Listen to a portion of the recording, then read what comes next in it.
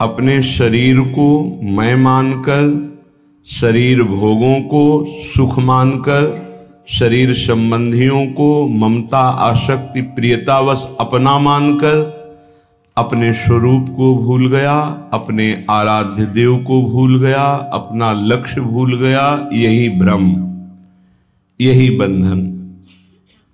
अंदर से देखते रहना है। हमारा मन इस बात में राजी है कि हमें मनोनुकूल भोग मिलते रहें, हमारा जीवन इंद्रियों की विलासता में बीते तो यही सुख है, ऐसी मान्यता बैठ गई है। अध्यात्म इसी मान्यता से मुक्त करता है, क्योंकि इस मान्यता में चिंता, शोक, भय, कामना, वासना, स्पृहा, अशांति, जन्म, मृत्यु, ये सब इसी से प्राप्त हुए हैं। अज्ञानी जीव इसे नहीं समझता है। उसकी एक मान्यता होती है कि लोक में यदि सबसे बड़े हम धनी हो जाएं, पद मिल जाए, जो हम चाहें वो मिल जाए, मानो ये हमारे जीवन का परम लक्ष्य है, ऐसा भ्रम से बैठ जाता है। बड़े कृपा पात्र हैं जिनको ये बात समझ में आने लगी कि प्रभु का नाम जपना, प्रभु के लीला गुणों का श्रवण करना और जितने भी कर्म हैं वो प्रभु को समर्पित करना, जीने के लिए धर्म पूर्वक धन कमाना, लेकिन जीवन का लक्ष्य भगवत प्राप्ति करना, ये जिनकी समझ में आ गया वो धन्य हो गए। वो चिंता, शोक, भय, मृत्यु, इन पर विजय प्राप्त कर लिए। श्रीपाद प्रबोधानंद जी महाराज कह रहे हैं, न लोकम न धर्मम न गेहम न देहम न निंदाम न स्तुतिम नापि सौख्यम न दुखम विजानन किमप्युन्मदः प्रेम माध्या गृह ग्रस्तवत्कर ही वृंदावने श्याम। हे भाई, देखो इतने बड़े महापुरुष संबोधन कर रहे, हे भाई, अर्थात बहुत प्रियता से कह रहे हैं, बहुत अपनेपन से कह रहे हैं, अपने लोगों को समझाने के लिए कि हे भाई, ये जो लोक में तुम्हारी इच्छा है कि मेरा नाम हो जाए, मेरी यश कीर्ति हो जाए, मेरा सम्मान हो जाए, मैं सबसे बड़ा बन जाऊं, ये एक माया का भ्रमात्मक जाल है जिसमें फंसकर तुम नाना प्रकार की योनियों को प्राप्त होगे, मुक्त नहीं हो पाओगे। इसलिए इस लोक ऐषणा का त्याग कर दो। लोक ऐषणा, जो कंचन विजयी होते हैं, कामिनी पर विजय प्राप्त कर लेते हैं, वो भी लोक ऐषणा में गिर जाते हैं। ये बड़ी भारी खाई है माया की, जिसे मान सम्मान कहते हैं, जिसे यश कीर्ति कहते हैं। इसकी चाह में बड़ी बड़ी साधनाओं की बलि चढ़ा दी जाती है, बड़ी बड़ी तपस्याओं को न्यौछावर कर दिया जाता है, केवल अपने नाम के लिए, अपनी प्रशंसा के लिए, अपनी बड़ाई के लिए। हाथ कुछ नहीं लगता। जो प्रशंसा मान सम्मान का भोक्ता बन गया, वो भगवान की प्राप्ति की योग्यता खो देता है। इसीलिए श्रीपाद कह रहे, न लोकम, लोक ऐषणा की तरफ अपनी वृत्ति जो जा रही उसको हटाओ। ये सबके अंदर होती है। कुछ तो ऐसा करूं जिससे लोग हमें जाने। भगवान को तो जानना नहीं चाहते, तुम्हें क्या जान लेंगे? भगवान का तो शब्द नाम जप नहीं पा रहे, तुम्हारा नाम कौन लेगा? कितने बड़े बड़े चक्रवर्ती सम्राट हुए, बड़े बड़े महल, बड़े बलवान, कौन जानता है? बहुत बहुत इतिहास के पन्नों में लिखे पड़े हैं। ये होश में हम विवेक के द्वारा ऐसा साधन करें, ऐसे मार्ग में चलें कि भगवान को प्राप्त हो जाएं। ये जीवन का परम लाभ है। न लोकम, हमें लोक के मान सम्मान, यश कीर्ति, प्रतिष्ठा आदि की भी चाह नहीं करनी चाहिए। अगर भगवान को सम्मान देना ही है ना, यश कीर्ति देनी है ना, तो ऐसा प्रदान करेंगे कि आपकी भगवत प्राप्ति भी नहीं रुकेगी और बिस्तरे सब जग विमल कीरति साधु संगति ना टरे। खास बात रहेगी, आपके जीवन में भारी यश का विस्तार होगा, पर साधु संगति मिलती रहेगी, इसलिए अभिमान नहीं हो पाएगा। वो मान सम्मान आपके तप का नाश नहीं कर पाएगा। यदि भगवान को नाम करवाना है, यश करवाना है, सम्मान दिलवाना है, ये उनका विषय है। अपने तो दैन्य रहे, अपने तो सम्मानम कल्याति घोर गरलम नीचापमानम शुधा, सम्मान को विष समझे और नीच पुरुषों द्वारा किए हुए अपमान को अमृत समझे, तब राधा माधव में प्रीति होती है। क्योंकि देहाभिमान ही प्रीति में बाधक है।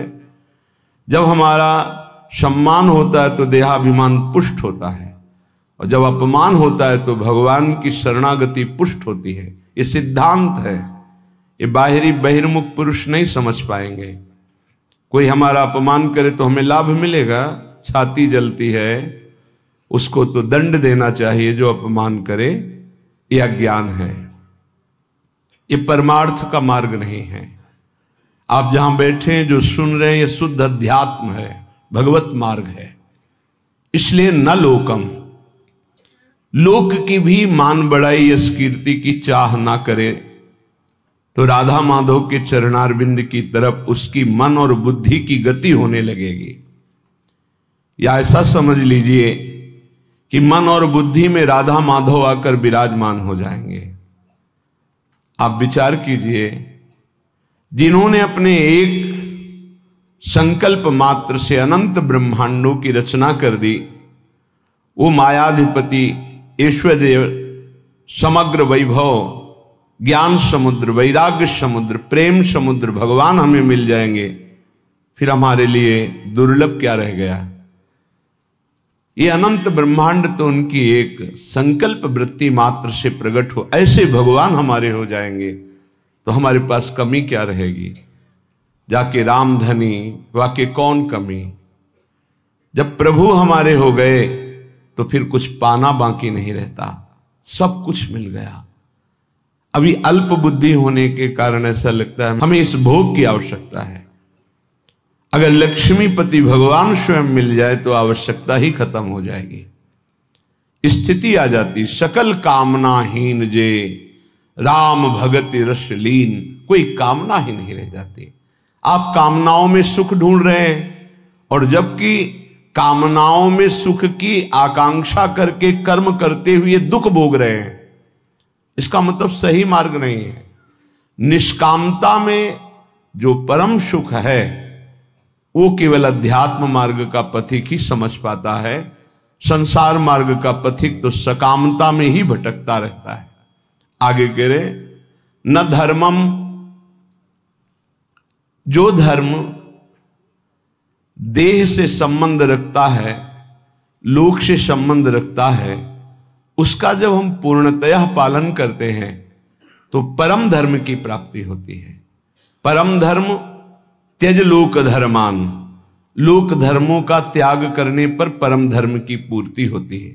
सावै पुंसाम परो धर्मो यतो भक्ति अधोक्षजे, भगवान श्री हरि में प्रेम लक्षणा भक्ति हो जाना ये परम धर्म है, और लोक धर्म का ठीक निर्वाह करने का फल है परम धर्म, प्रभु के चरणों में भक्ति हो जाना। नहीं तो आपसे सच्ची कहते हैं, ये देहाभिमान बड़े बड़ों में झलकता रहता है। मैं अमुक, मैं अमुक, मैं अमुक, मैं अमुक, दूसरे की निंदा, अपने मुख से प्रशंसा, जो अध्यात्म के बिल्कुल विरुद्ध है, वो बना रहता है। बड़ा ज्ञान है शास्त्रों का, पर जब वाणी खुलेगी तो किसी न किसी की निंदा होते पाया गया। वो तो अमुक जाति के थे, वो अमुक अमुक ऐसे ऐसे। अरे जो सत्य वस्तु है उसको क्यों नहीं जाना जा रहा।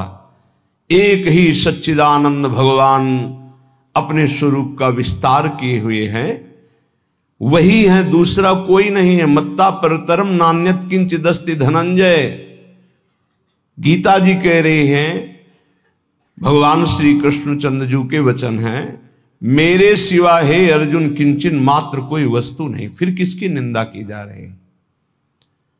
लोक धर्म की महत्ता है परम धर्म की प्राप्ति में। यदि लोक धर्म का पालन कर रहे हैं, परम धर्म की प्राप्ति नहीं हुई, तो सो सब धर्म कर्म जरि जाऊ, जहां न राम पद पंकज भाऊ। वो सब धर्म कर्म में आग लग जाए जिससे भगवान के चरणों में प्रीति न उत्पन्न हो पावे। क्या उस धर्म कर्म का जो प्रेम न प्रकाशित कर दिया? जिससे प्रेम प्रकाशित हो वही धर्म है। इसलिए कह रहे कि इस लोक धर्म में ज्यादा अर्झो मत। क्या लोक धर्म है? मैं अमुक जाति का हूं, मैं किसी का पति हूं, किसी का पुत्र हूं, किसी का पिता हूं, किसी का अमुक अमुक अमुक।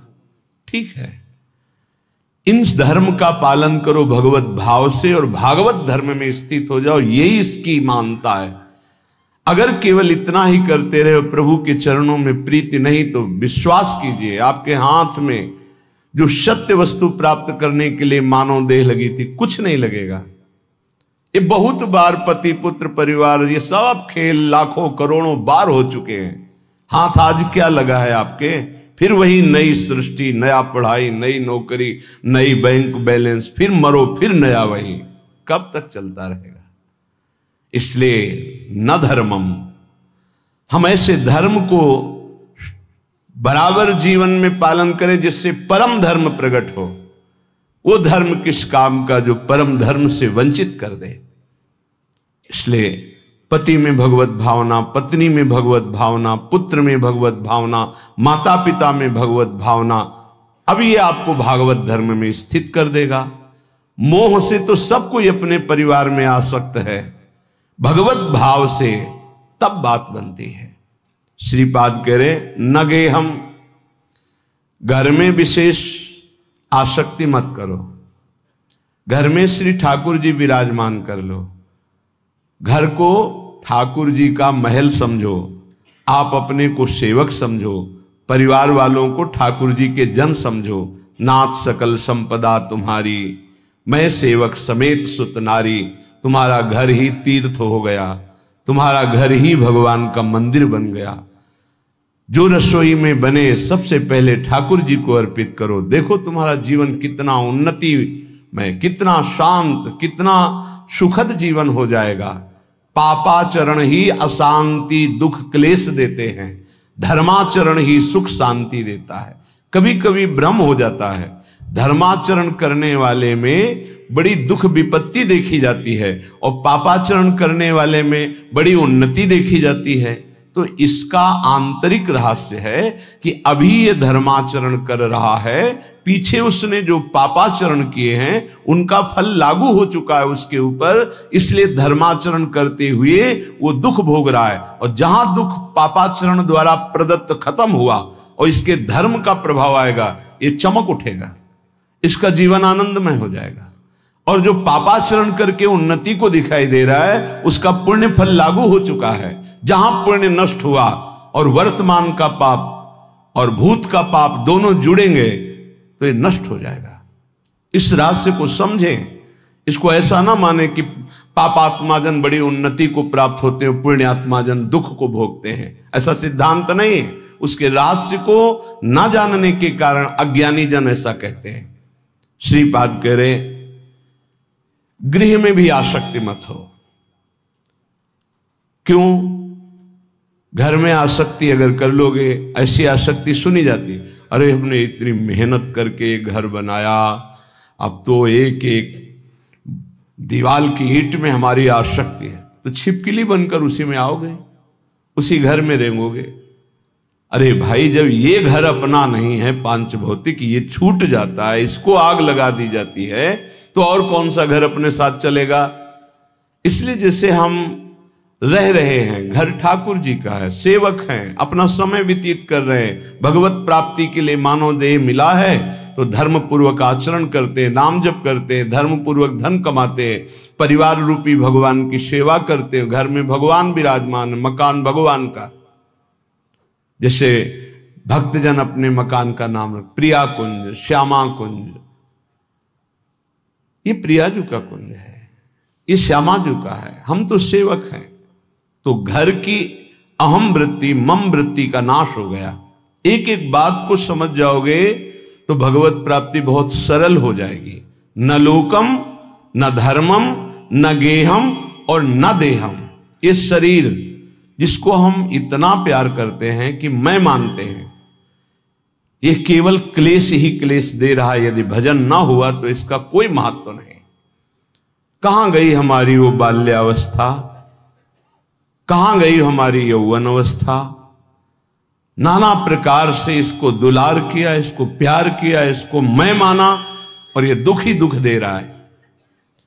प्रतिक्षण क्षीण हो रहा है, ये नष्ट हो जाएगा। आज दिखाई दे रहा है चलता फिरता बोलता, कल इसका अस्तित्व ही नहीं रहेगा, मिट्टी में मिल जाएगा। इसलिए इस देह का अभिमान मत करो। ये देह तुम्हारा अविनाशी नहीं है, कुछ समय का है। बहुत होश में, बहुत होश में।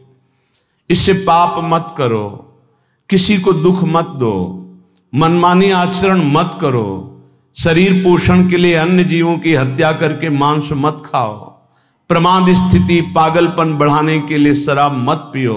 ये वो बुद्धि भ्रष्ट कर देती है जो नरक ले जाती है। पराई माता बहनों की तरफ गंदी दृष्टि, पापात्मा का भाव मत करो। ये मनुष्य देह केवल पवित्र आचरण करके, धर्माचरण करके भगवत प्राप्ति के लिए मिला है सबको। इसमें ऐसा नहीं कि अमुक प्राप्ति नहीं कर सकता, नहीं।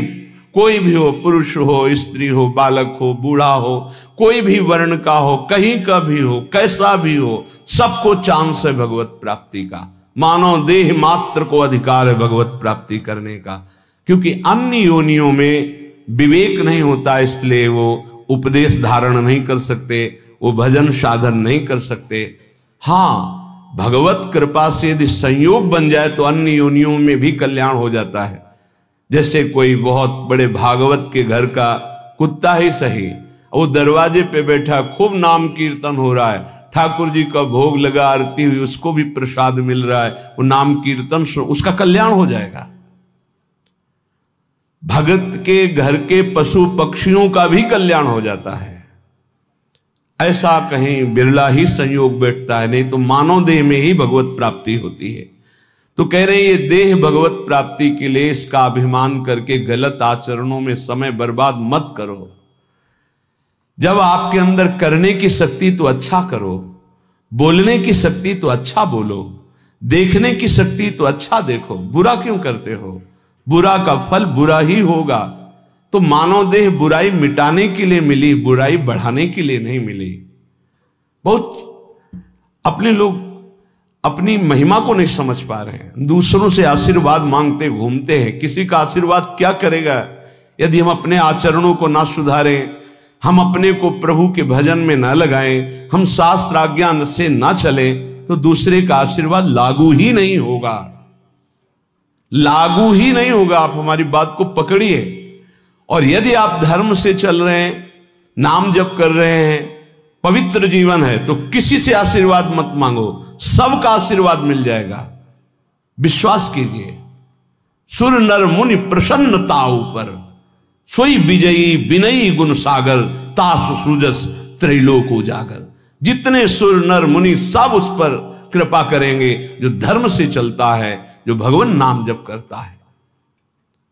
अगर धर्माचरण का त्याग कर दिया जाए, अपवित्र पापाचरण किया जाए, तो कोई नहीं बचा सकता। रावण ने किसकी आराधना नहीं की? विचार करके देखिए।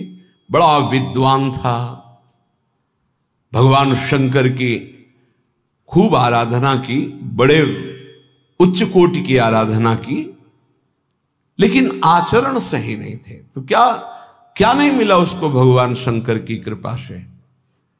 लेकिन सर्वस्व नाश हो गया, रहा न को कुल रोव निहारा। आचरणहीन हो गया, धर्म भ्रष्ट हो गया, मनमानी आचरण। इसीलिए श्रीपाद कह रहे हैं कि आप अपने शरीर का अभिमान करके आचरण भ्रष्ट मत हो जाइए।